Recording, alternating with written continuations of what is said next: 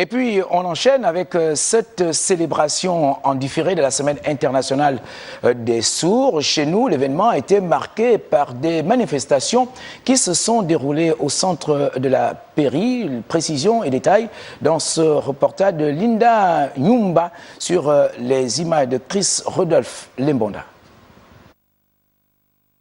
Pas grand monde ni d'officiels dans cette salle, juste quelques membres des différentes associations des sourds, malentendants et sourds-muets du Gabon pour célébrer en différé et sur un jour la 18e édition de la Semaine internationale des sourds.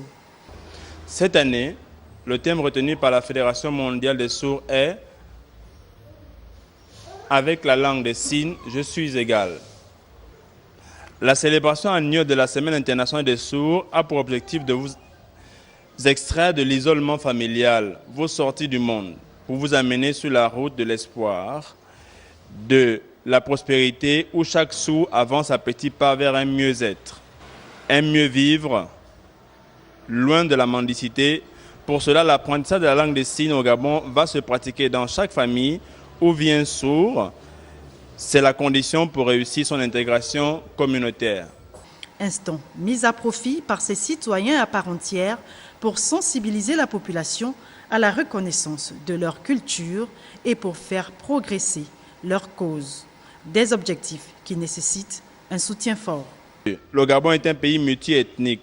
Il y a dans le nord des Fans qui comprennent pas le Djebi, au sud la langue Téké et au Bamba n'est pas non plus comprise par les Mienais et Togo.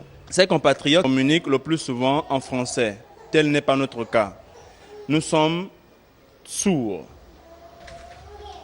C'est pourquoi nous souhaitons organiser et mettre en place un dictionnaire de la langue des signes. Nous sollicitons donc l'appui du président de la République pour le financement d'un dictionnaire.